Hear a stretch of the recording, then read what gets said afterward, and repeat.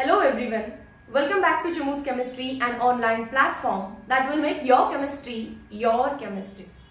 बघा याआधी आपण 6 पार्ट अपलोड केलेले आहेत ट्रान्झिशन एलिमेंट्सचे.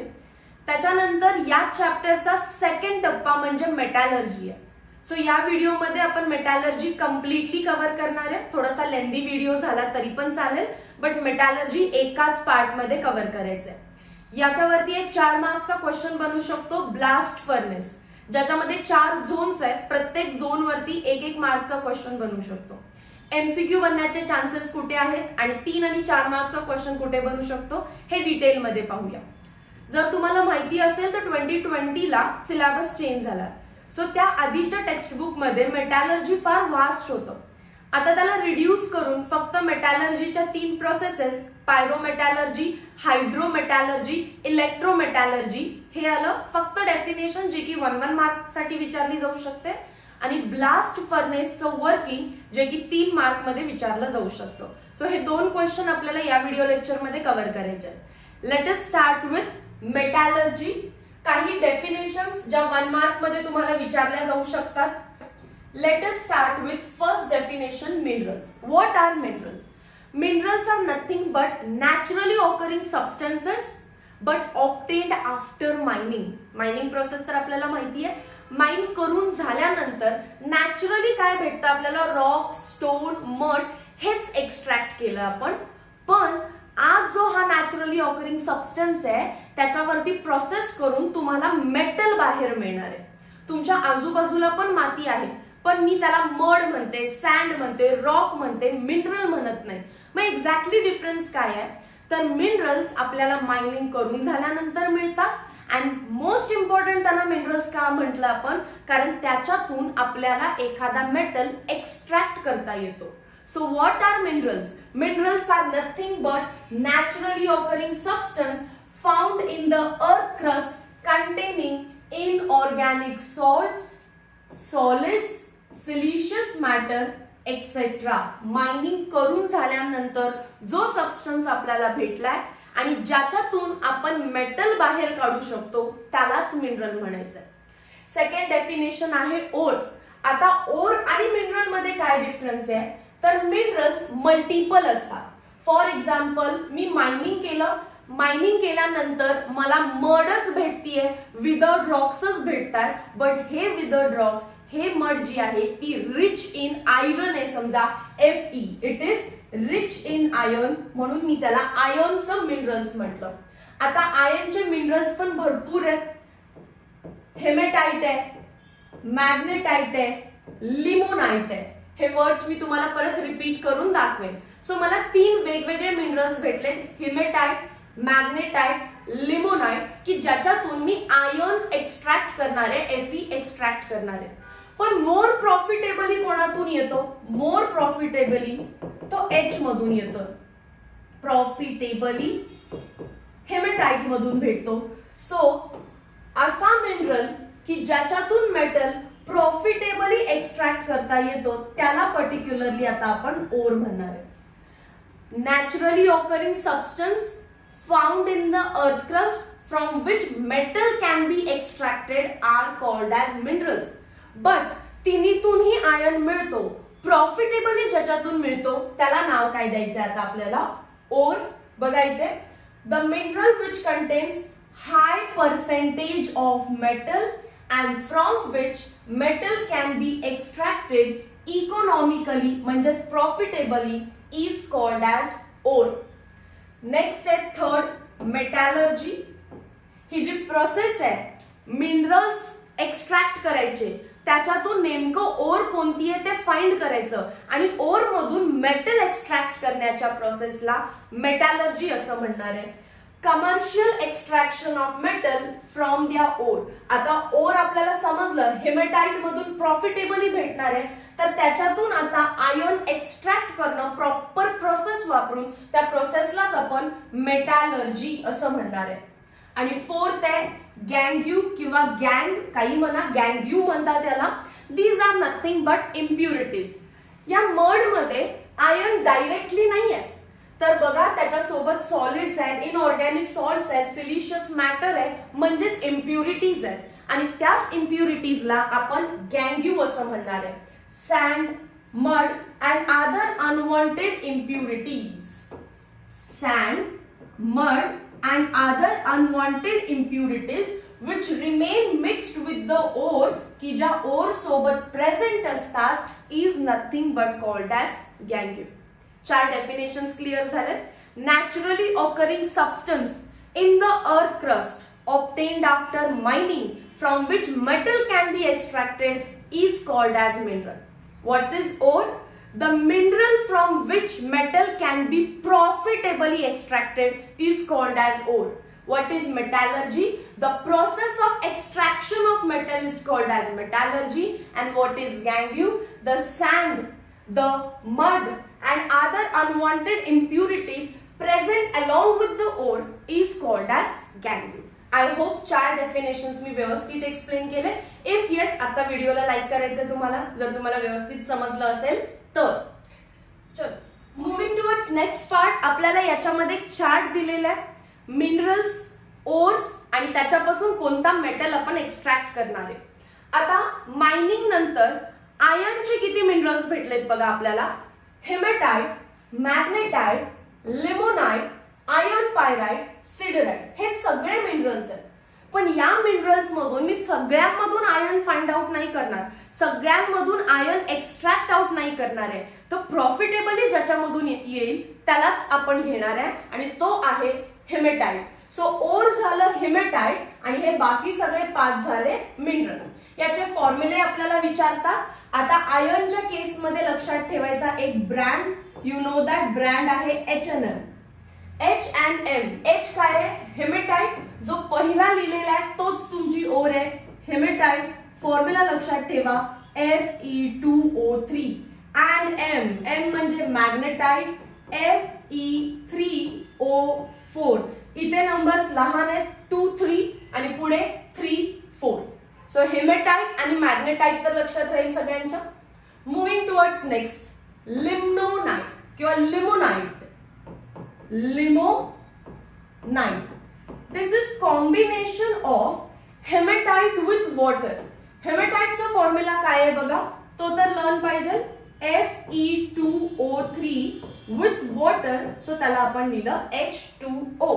आणि जो Fe2O3 आहे तेच डिजिट त्याच्या स्टॅइशियोमेट्री मध्ये लिहायचे, 2 Fe2O3 आणि 3 H2O.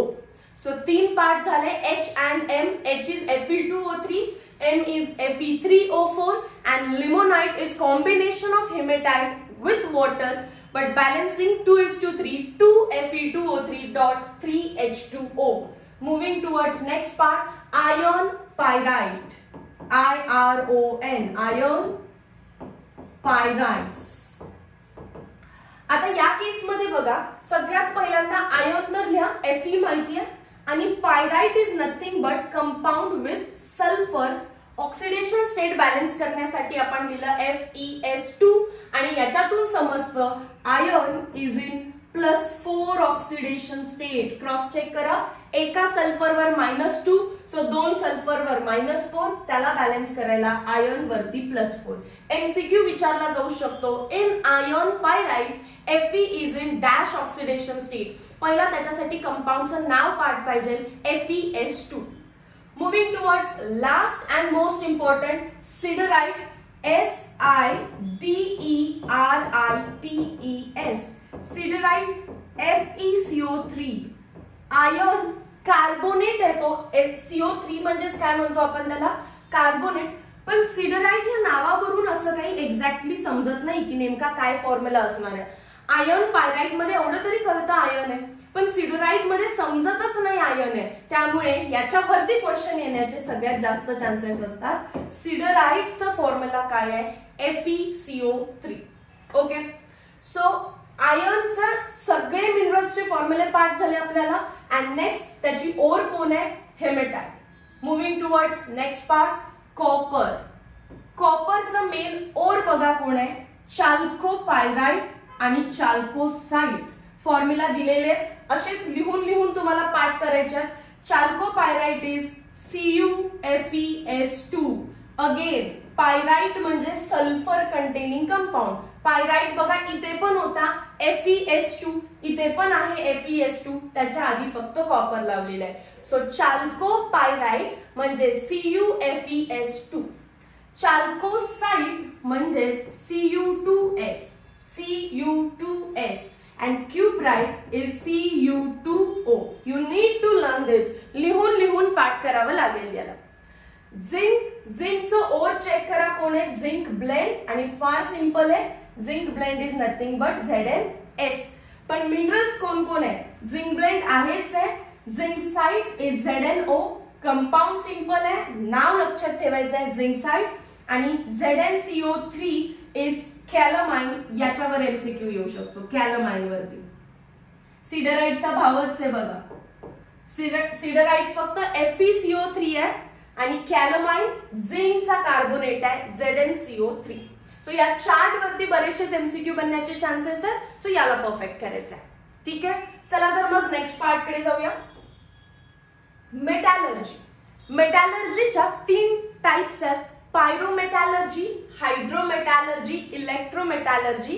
तुम्हाला 3 मार्क मध्ये डायरेक्टली 3 डेफिनेशन विचारतील, ऑर एल्स कोणतीही एक डेफिनेशन विचारली जाईल 1 मार्क साठी.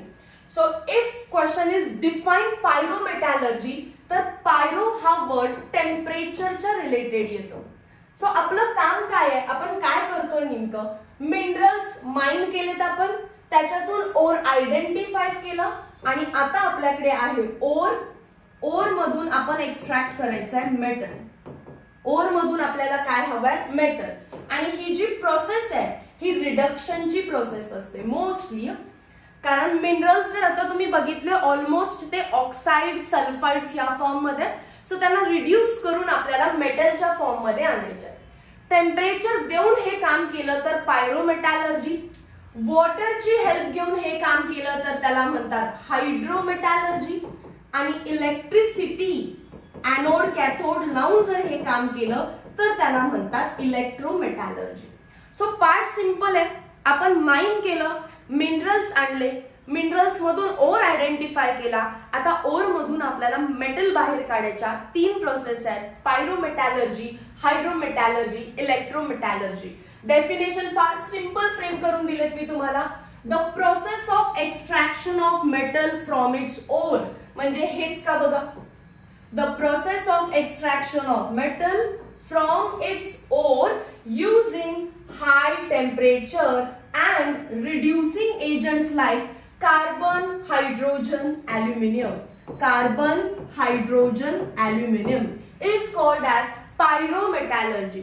सो एखाद्या स्टुडंटला पायरो हा शब्द माहिती असेल, टेम्परेचर रिलेटेड आहे, तर तो स्वतःच डेफिनेशन फ्रेम करू शकतो. The process of extraction of metal from its ore using high temperature, आणि रिडक्शनची प्रोसेस असल्यामुळे and reducing agents like carbon, hydrogen, aluminium is called as pyrometallurgy. मग नेक्स्ट काय असणार आहे, hydrometallurgy. The process of extracting metal from its ore using water न म्हणता काय म्हणायचंय, फक्त ॲक्वियस सोल्युशन. पाणी, वॉटर न म्हणताना काय म्हणायचंय, aqueous solution of their salts and using suitable reducing agent is called hydrometallurgy. वरती आहे टेम्परेचर अँड रिड्युसिंग एजंट, खाली आहे aqueous solution of salts and reducing agent, and last is electrometallurgy, the process of extracting metal from its ore by electrolytic reduction of molten or fused metal. आपल्याला माहिती आहे electrolysis आपण solid state मध्ये करत नाही, तर ॲक्वियस किंवा molten state मध्येच करतो. सो पहिला तर पार्ट सगळ्याचा सेम आहे, the process of extraction of metal from its or by electrolytic reduction of molten or aqueous metallic compound. So जर या 3 डेफिनेशन पार्ट झाले असतील तर तुम्हाला 1 मार्क ईच प्रमाणे बोर्ड एक्झाम्स मध्ये मार्क भेटून जाईल. Next part, do you know extraction of iron has been known to Indians since 700 BC before Christ. Indian blacksmith also knew the thermochemical processes for forging During archaeological studies in Harappa, Madhya Pradesh, different iron objects belonging to Middle Iron Age were found. So India was very rich about the knowledge of metallurgy. Next is famous iron pillars in Delhi is 1300 years old and is free of rust till date. So now it's time आपल्याला blast furnace detail मध्ये करायचं आहे. Extraction of iron from hematite ore using blast furnace. त्याआधी MCQ साठी point. Iron is fourth most abundant element in the earth crust. MCQ. Iron is fourth most abundant element in the earth crust. Composition आपल्याला 1 mark मध्ये विचारू शकते board exam. Composition of hematite ore. हेमेटाइटचा formula तर आपल्याला पाठच आहे Fe2O3, but त्याच्यासोबत इम्प्युरिटीज म्हणजे गँग्यूज असतात. सिलिका असतो SiO2 वाळू, ॲल्युमिना असतो Al2O3 आणि फॉस्फेट्स असतात. फॉस्फेट्सला PO4-2 असं लिहिलं तरी चालेल. So what is composition of hematite ore? Fe2O3, silicious matter SiO2, alumina Al2O3 and phosphates PO4-2. Next part, steps involved in process of extraction. आपल्याला एक फ्लो चार्ट दिलेला, त्याच्या हेल्पने आधी आपण पाहूया, नंतर आपल्याला डायग्रामॅटिकली पण पाहायचंय. हा क्वेश्चन आपल्याला 3 मार्क मध्ये येऊ शकतो. What are steps involved in process of extraction? हा चार्ट ड्रॉ करायचा आहे. मन केलं तर 2 मार्क मध्ये पण विचारतात, मन केलं तर 3 मार्क मध्ये पण विचारतात. So depending upon a luck हा क्वेश्चन 2 किंवा 3 मार्कला येऊ शकतो. इमॅजिनेशनने हा चार्ट लिहायचा आहे तुम्हाला. इमॅजिन करा की आपण जस्ट मायनिंग केलं. मायनिंग केल्यानंतर आपल्याला आयर्नचे 5 मिनरल्स भेटले. मग आपल्याला कळालं की हेमेटाइट प्रॉफिटेबली आयर्न देऊ शकतो, म्हणजे तो झाला आपला ओर. सो इथे घेतला आपण आयर्न ओर हेमेटाइटला. हेमेटाइटचं क्रशिंग केलं, ग्राइंडिंग केलं. क्रश अँड ग्राइंड का करतो आपण? त्याला पावडर फॉर्म मध्ये कन्वर्ट केलं. जेव्हा तो पावडर फॉर्म मध्ये कन्वर्ट होतो, आता त्याला प्युरिफाय करण्याची गरज आहे, कारण तुम्हाला माहिती आहे त्याच्यामध्ये गँग्यूज आहे, त्याच्यामध्ये इम्प्युरिटीज आहे. म्हणून आपण करतो कॉन्सन्ट्रेशन. अँड कॉन्सन्ट्रेशन या वर्डचा अर्थ आहे remove impurities.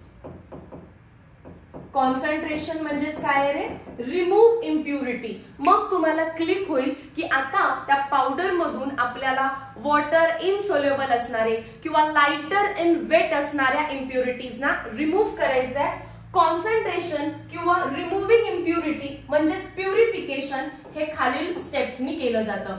Magnetic separation, gravity separation, leaching, froth flotation process.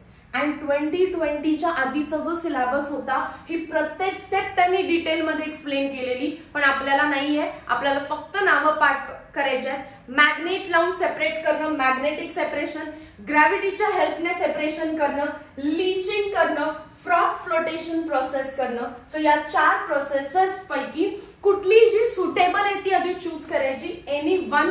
आणि त्याने आपण इम्प्युरिटी रिमूव्ह करतोय, म्हणजेच आपल्या पावडर फॉर्मला प्युअर केलं. Not 100% pure.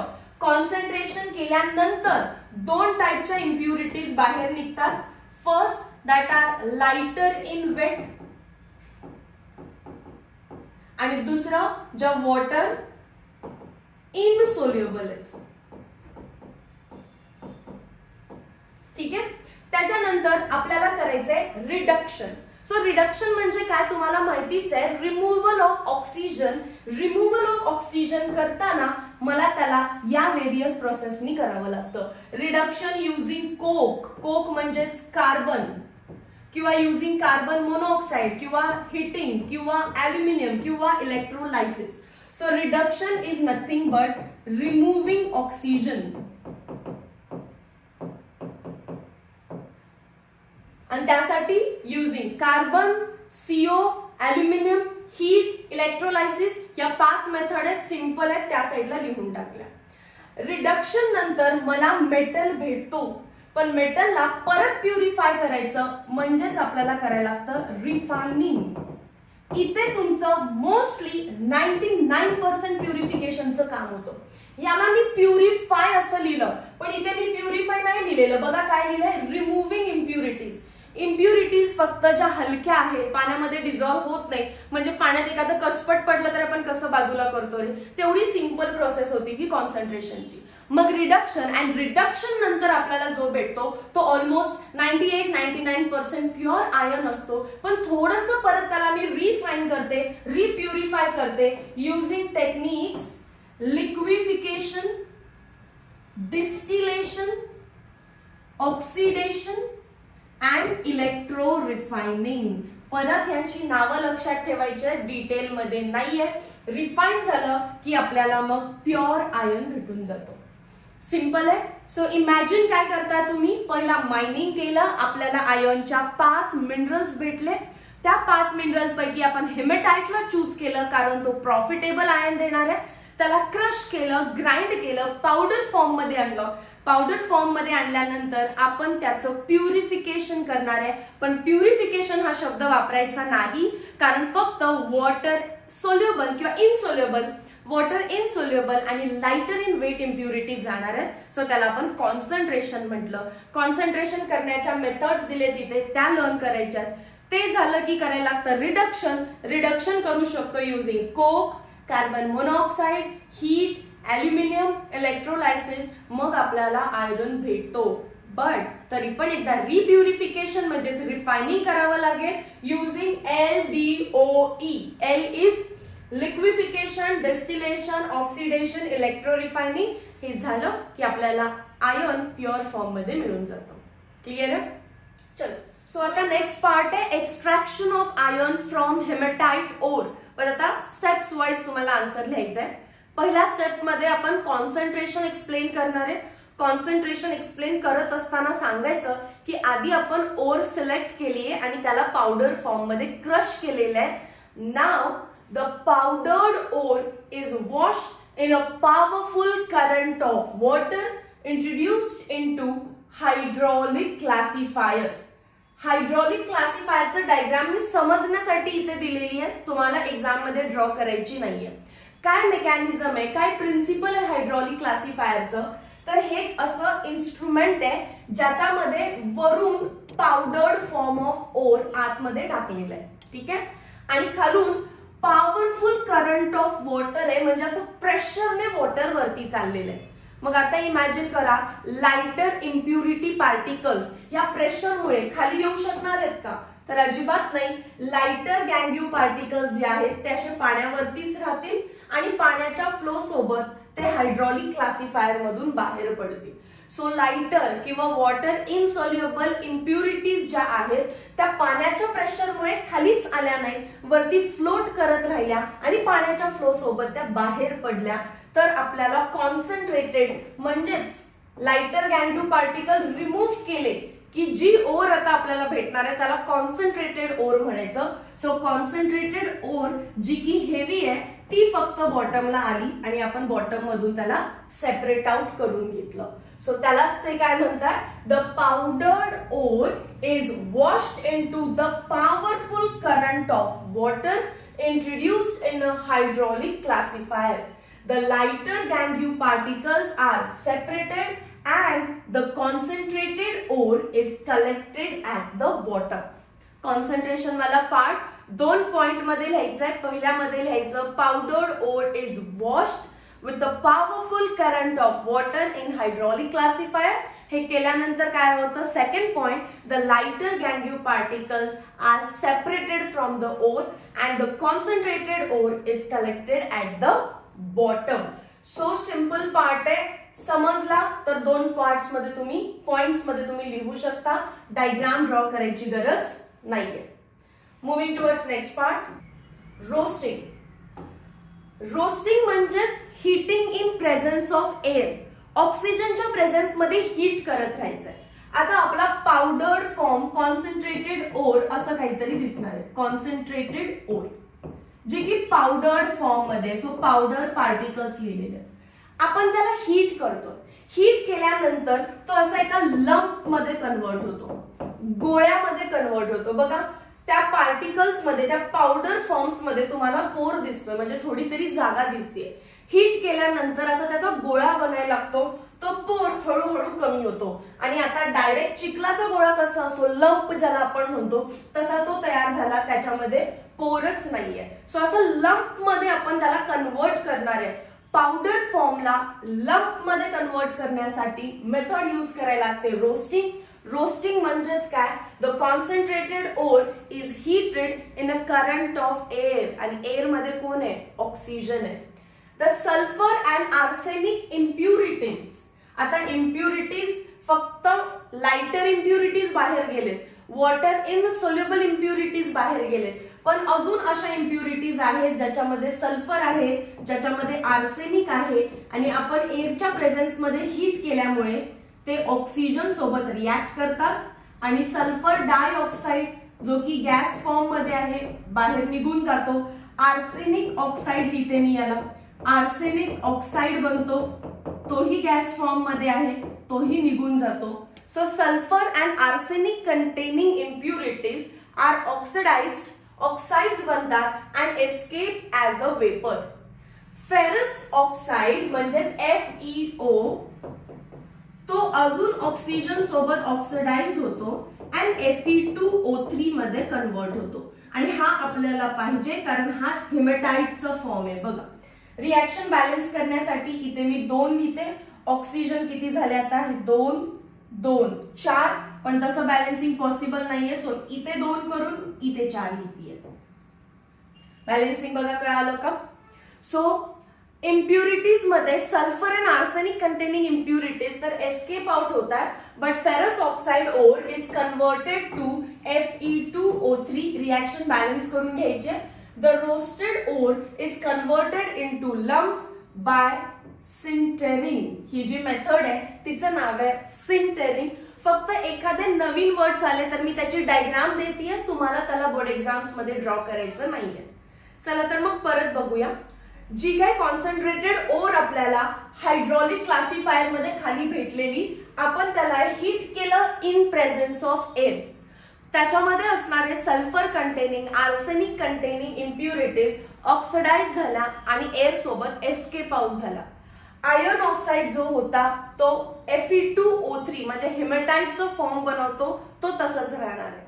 आणि मग आता जो काही Fe2O3 बनणार भेटलाय आपल्याला, तो ओव्हर हिटिंगमुळे सिंटरिंग या मेथडने लंप मध्ये कन्वर्ट होऊन जातो.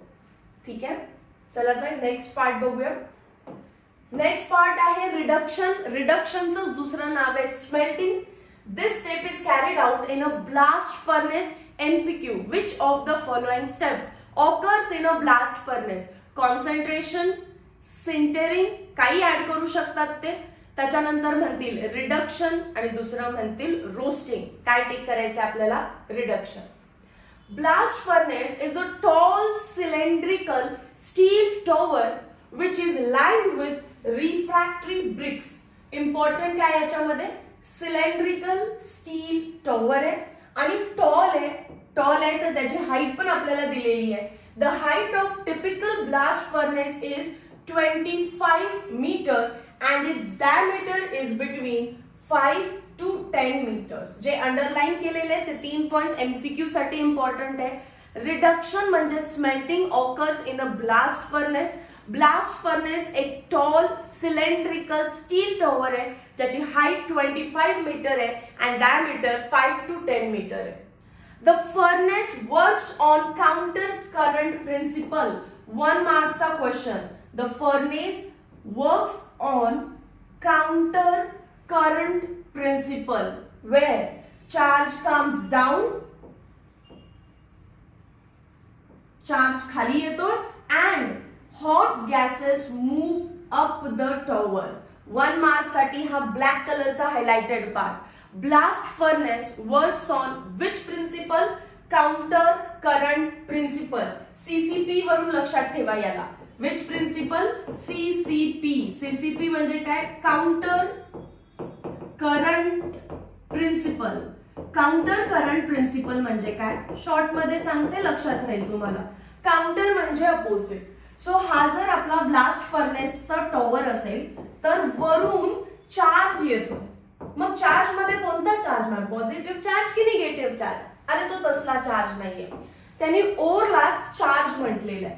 ओर घ्यायचंय, त्याच्यामध्ये कोक घ्यायचंय, त्याच्यामध्ये CaCO3 घ्यायचंय आणि यालाच ते चार्ज म्हणतात. ओर आहे, कोक म्हणजेच कार्बन आहे आणि कॅल्शियम कार्बोनेट आहे, त्याला ते चार्ज म्हणताय. चार्ज वरून खाली येतोय आणि खालून वरती हॉट गॅसेस, हीट केलेले गॅसेस आहेत हे, सो त्याला हॉट गॅसेस म्हटलं. हॉट गॅसेस खालून, चार्ज वरून, सो काउंटर म्हणजे अपोजिट करंट प्रिन्सिपल आहे. आता परत रीड करा. Furnace works on counter current principle where charge comes down and hot gases move up the tower. The furnace is comprised of 3 parts. 3 part आहेत. Hearth, Bosch आणि stack. सगळ्यात खाली जो आहे तो हर्थ किंवा हर्थ जे काय म्हणताय ते, त्याच्यानंतर मध्ये आहे तो आहे बॉश आणि सगळ्यात वरती आहे तो stack. Hearth, Bosch and stack. हा पार्ट समजला सगळ्यांना. स्मेल्टिंग मध्ये फक्त इम्पॉर्टंट लाईन एवढीच सांगितलेली आहे की ब्लास्ट फर्नेस मध्ये होतो. मग लगेच ब्लास्ट फर्नेस काय आहे?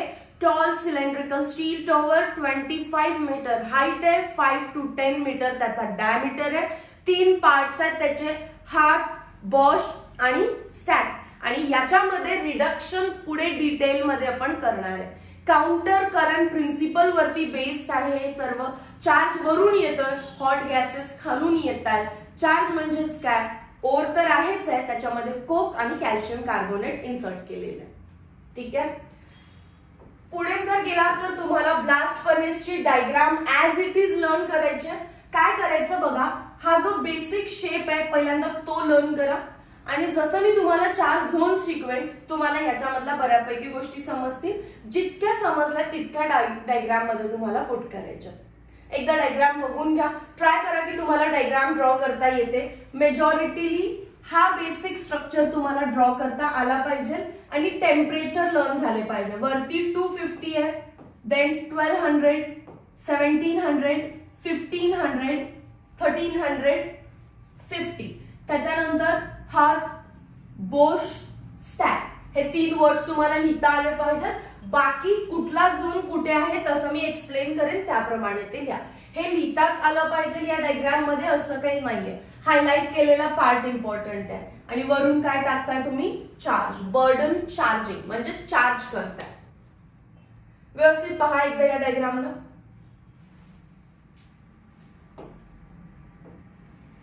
Chemical reactions taking place in a different zones of blast furnace. हे आन्सर एक्सप्लेन करत असताना आपण स्लो जायचंय आणि each and every line me read करून देन एक्सप्लेन करेन.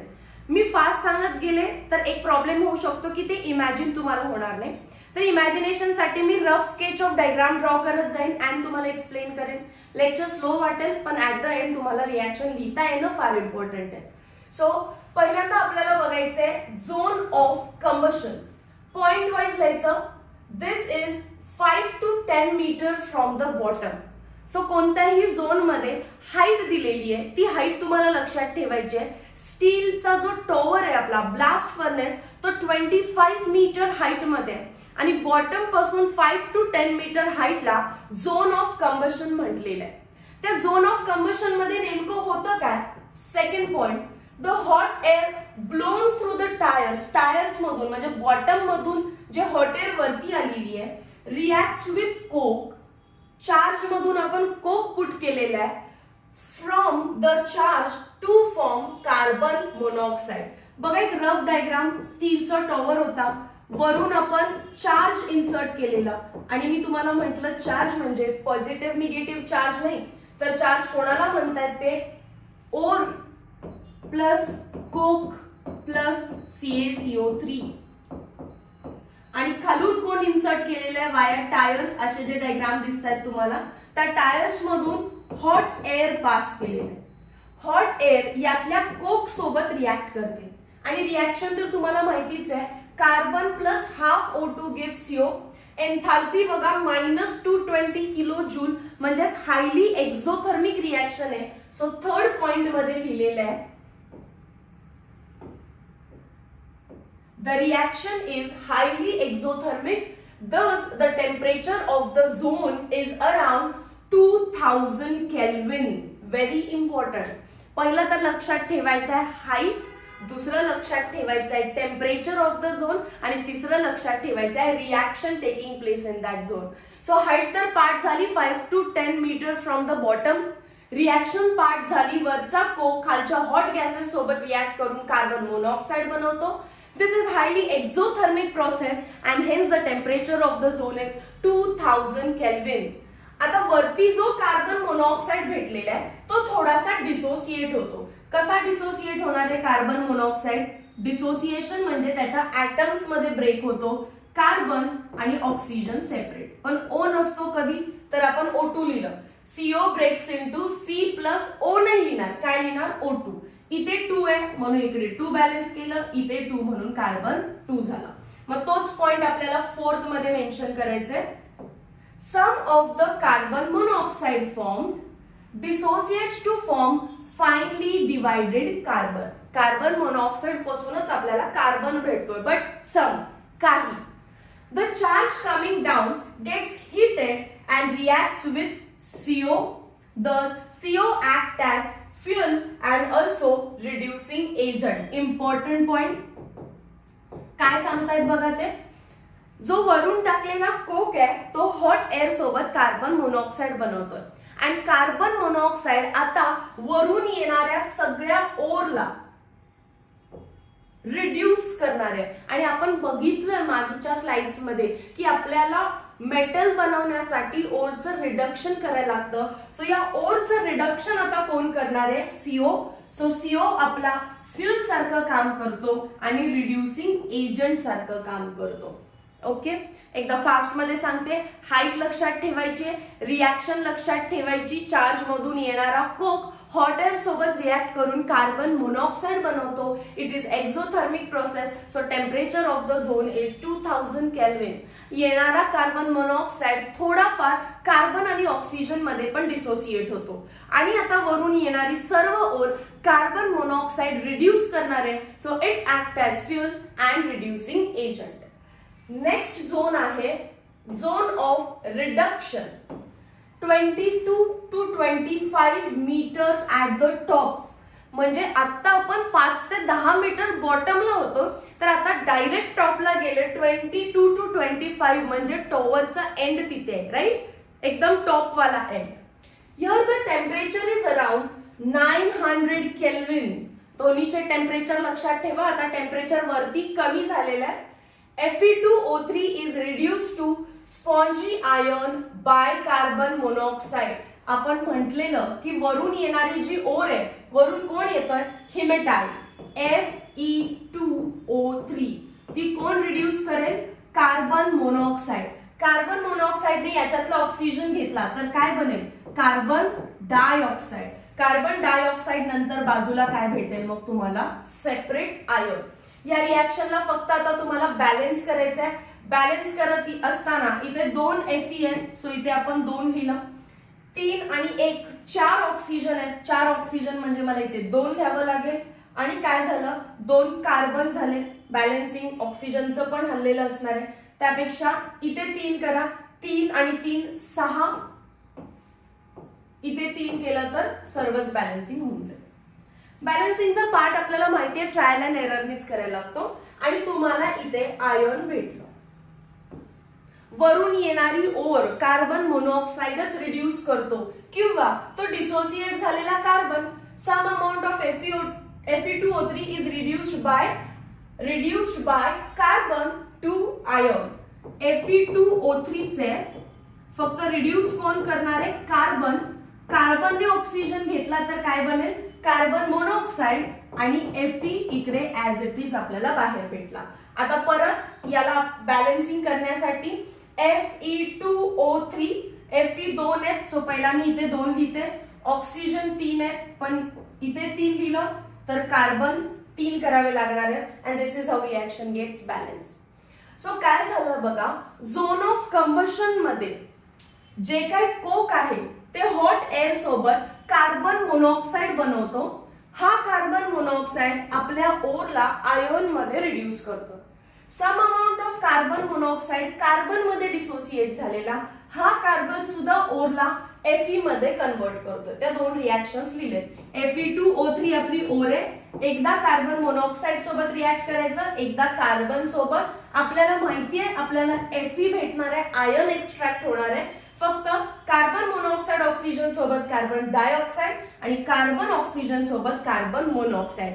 रिएक्शन सिंपल आहे. टेम्परेचर 900 केल्विन आहे आणि एकदम टॉपला म्हणजे 22 टू 25 मीटरला ही रिएक्शन झालेली आहे.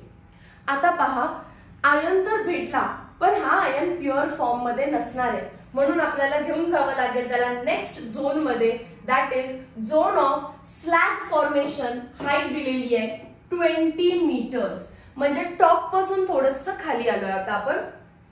द गँग्यू present in the ore is converted to slag. गँग्यू म्हणजेच impurity.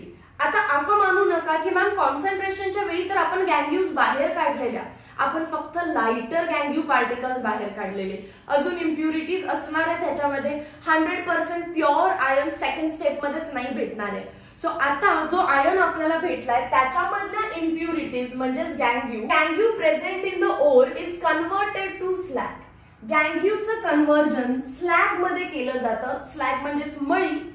This slag can be used for making road foundations. रोडचं फाउंडेशन साठी म्हणजे त्याचं ऍप्लिकेशन दिलेलं आहे. मेन तुम्ही फोकस कशावरती करा, जे गँग्यू पार्टिकल्स आहेत त्याचं कन्वर्जन आपल्याला करायचं आहे स्लॅग मध्ये, मळीमध्ये. पण होणार कसं, ते होणार आहे कॅल्शियम कार्बोनेट ऍड करून. आणि कॅल्शियम कार्बोनेट CaCO3 आपण आधीच ऍड केलेला चार्ज मधूनच. सो CaCO3 इम्प्युरिटीचं कन्वर्जन स्लॅग मध्ये करतो. जो इम्प्युरिटी काढतो त्यालाच आपण म्हणणार आहे साबण, आणि साबण म्हणजेच काय असणार आहे आपला फ्लक्स. इथपर्यंत समजलं. मग ऍक्च्युअल मध्ये काय होतं, कॅल्शियम कार्बोनेट CaCO3 एवढ्या हॉट गॅसेसच्या प्रेझेन्स मध्ये, एवढ्या टेम्परेचरला तो हीट होतो, डिकम्पोज होतो कॅल्शियम ऑक्साईड आणि कार्बन डायऑक्साईड मध्ये.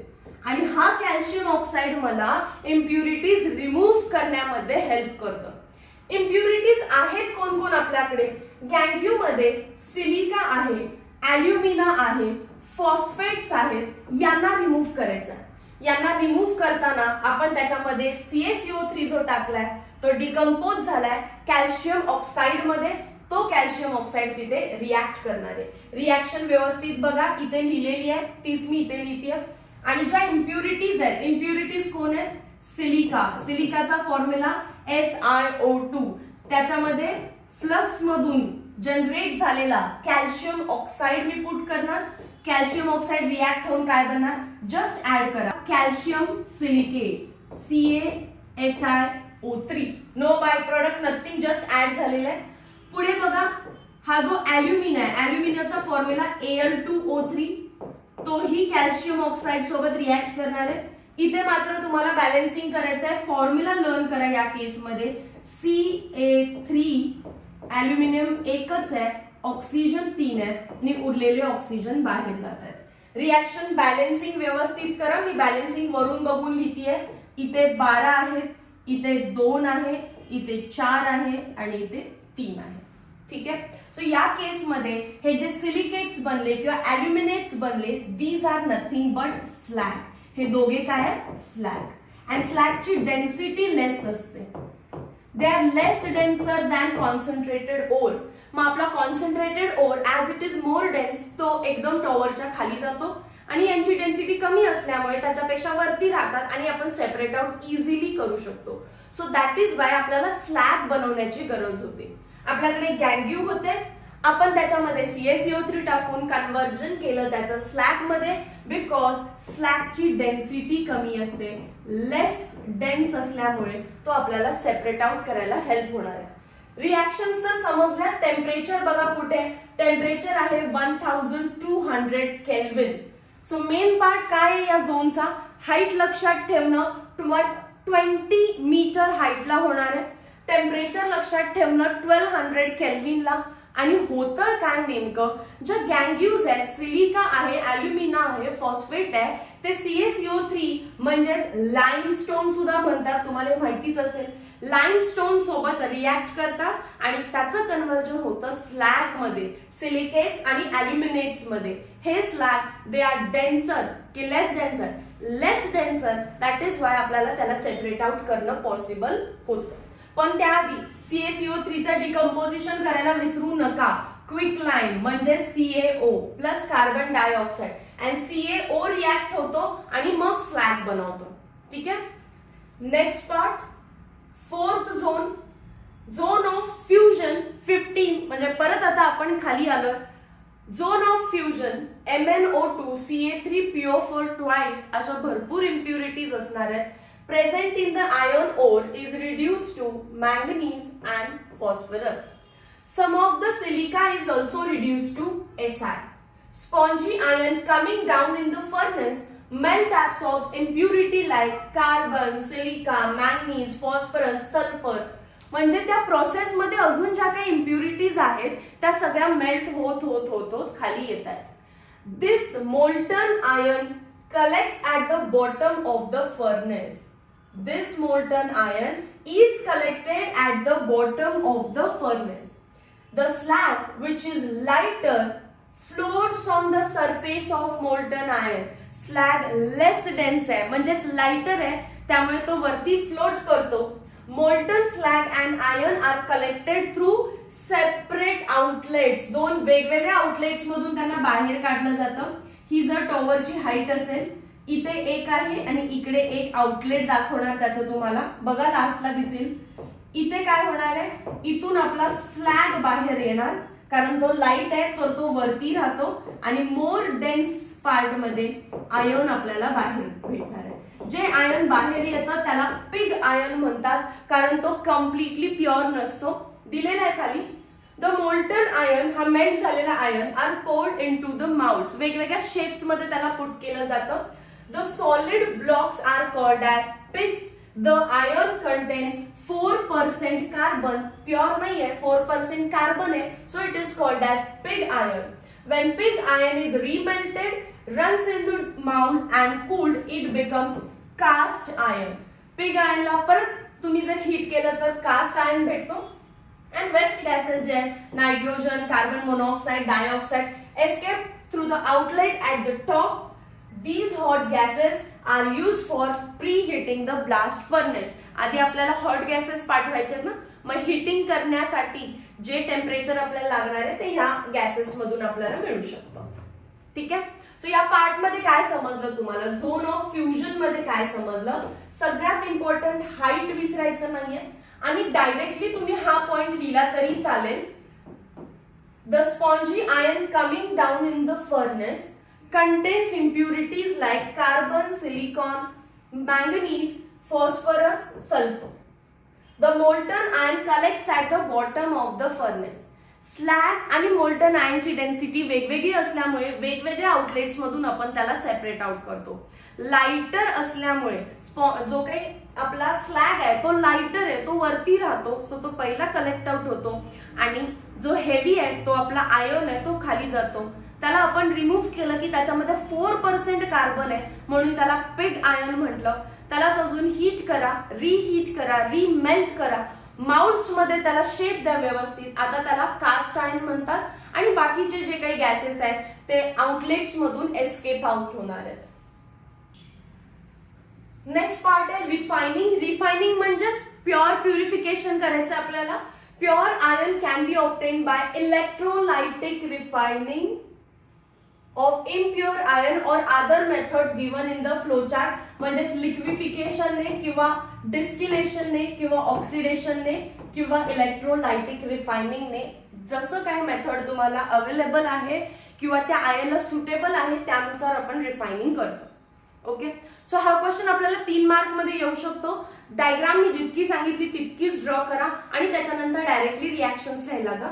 नेक्स्ट पार्ट मध्ये तुम्हाला 2 मार्कचा क्वेश्चन येऊ शकतो. फक्त रिएक्शन्स लिहायचं, पूर्ण सगळं काही एक्सप्लेन करायचं नाहीये, फक्त रिएक्शन्स लिहायच्यात. हा चार्ट ड्रॉ करायचा. टेम्परेचर लर्न करावं लागेल. टेम्परेचरची रेंज बघा, 500, 900, 1200, 1500, 2000 केल्विन. सो 500, 900, 12, 15 अँड 20 असे डिजिट्स लक्षात राहणं सिंपल आहे. चेंजेस टेकिंग प्लेस 500 केल्विन म्हणजे एकदम वरती टेम्परेचर कमी आहे, खाली जसं जाल तसं टेम्परेचर जास्त आहे. सो एकदम वरती काय होतं, loss of moisture from the air. Ore मध्ये जर काही वॉटर कंटेंट असेल, मॉइश्चर असेल, तर तो 500 केल्विनला पाणी निघून जातं, मॉइश्चर निघून जातं. दुसरी कोणती रिॲक्शन त्याच्यामध्ये होत नाही. नेक्स्ट आपण खाली जाणार आहे 900 केल्विनला. Reduction of ore by CO. आपल्याला माहिती आहे ती reaction Fe2O3 CO gives Fe आणि CO2. काय केलेलं, carbon monoxide with oxygen gives carbon dioxide आणि सेपरेटली उरतो आयर्न, बॅलन्स करून घ्यायचंय फक्त. नेक्स्ट 1200 केल्विनला डिकम्पोजिशन ऑफ लाईम. लाईम म्हणजे CaCO3 breaks into calcium oxide and carbon dioxide. Next आहे 1500 केल्विनला reduction of ore by carbon. Same reaction carbon वाली, carbon plus oxygen gives carbon monoxide आणि आयर्न आपल्याला सेपरेटली भेटतं. बघा दोन्ही रिडक्शनच्या झोन मध्ये होतात, बट टेम्परेचर रेंज वेगवेगळी आहे. आणि लास्ट 2000 केल्विनला स्लॅग फॉर्मेशन होतं. स्लॅग फॉर्मेशनच्या रिॲक्शन्स आपण आत्ताच केलेल्या आहेत. सो लर्न काय करायचंय, सिक्वेन्स 500, 900, 1200, 1500 अँड 2000 केल्विन. पहिला फक्त मॉइश्चर निघून जातं, then reduction of ore by carbon monoxide, एक गॅप टाकायचा, reduction of ore by carbon. लास्टला स्लॅग फॉर्मेशन आहे, हे तर लक्षात राहतच आहे. आणि राहिलं मध्ये कोण, सगळ्यात important step decomposition of lime. पहिला मॉइश्चर रिमूव्ह करायचंय, reduction bye carbon monoxide, gap, reduction of carbon आणि लास्टला स्लॅगच असणार आहे. सो मध्ये कोण राहिलं, स्लॅग साठी लागणारा साबण म्हणजेच डिकम्पोजिशन ऑफ लाईम. त्यानुसार एकदा हे पार्ट झालं तर तुम्ही रिॲक्शन्स लिहू शकाल. ठीक आहे, रिॲक्शन्स डायरेक्ट नाही होणार आहे, मी एक्सप्लेन करताना तुम्ही लिहायचं सोबत, मग तुम्हाला या रिॲक्शन्स पार्ट होतील. Commercial forms of iron. आयर्नचे 3 फॉर्म्स आहेत, कास्ट आयर्न, व्रॉट आयर्न आणि स्टील. सो आताच आपण बघितलं ब्लास्ट फर्नेस मधून आपल्याला पिग आयर्न भेटतोय ज्याच्यामध्ये 4% कार्बन आहे. आपण त्याला रिमेल्ट केलं की आपल्याला कास्ट आयर्न भेटतो. अजून पर्सेंटेज चेंज केलं की व्रॉट आयर्न आणि स्टील आयर्न. डिफरन्स बिटवीन येऊ शकतो, याच्यामध्ये 3 पॉइंट्स आहेत. सो हा डिफरन्स बिटवीन 2 मार्क मध्ये ते विचारू शकतात. पहिला कास्ट आयर्न लिहायचं, मग लिहायचं व्रॉट आयर्न, मग लिहायचं steel. Cast iron is hard and brittle. Wrought iron is very soft and still neither too hard nor too soft. म्हणजेच बघा, जो आपला कास्ट आयर्न आहे तो एक्स्ट्रीम लेवलचा आहे. त्याच्यानंतर व्रॉट आयर्न ही एक्स्ट्रीम अनादर साइड आहे. हा खूप हार्ड आहे तर हा खूप सॉफ्ट आहे. आणि स्टीलच्या सगळ्या प्रॉपर्टीज ज्या येणार आहेत त्या इंटरमिजिएट येणार आहेत. व्रॉट आणि कास्ट आयर्नच्या मधल्या प्रॉपर्टीज लिहायच्या. सो जर कास्ट आयर्न हार्ड असेल, व्रॉट आयर्न सॉफ्ट आहे आणि steel neither too hard nor too soft. Second, cast iron मध्ये सुद्धा 4% कार्बन आहे. व्रॉट आयर्न मध्ये 0.2% कार्बन आहे, लेस दॅन 0.2.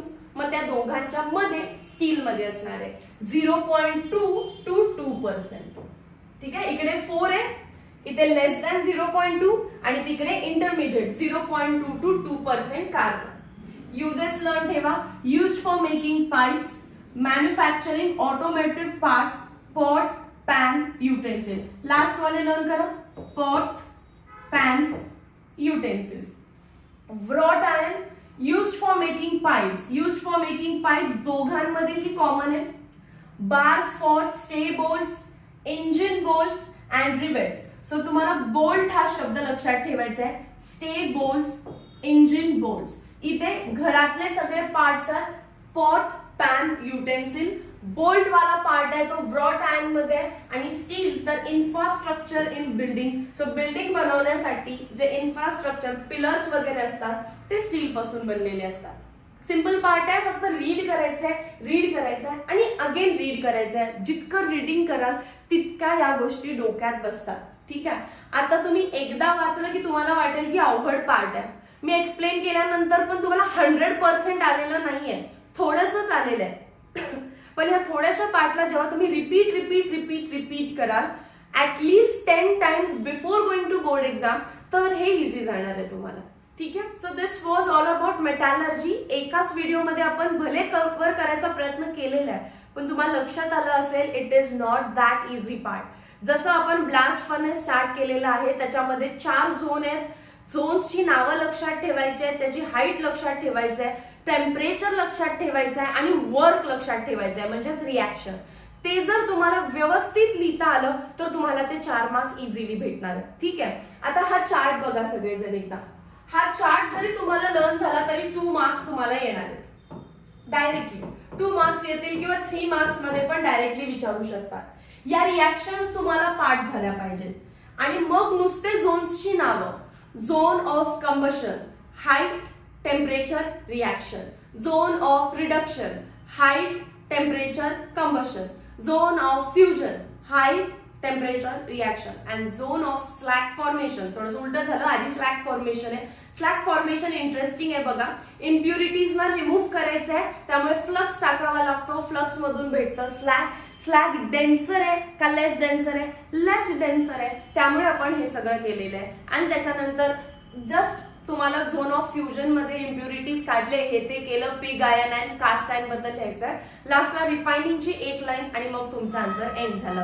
जास्त काहीच न बोलता ह्या लेक्चरला एंड करूया. Meet you in next lecture. Till then thank you so much.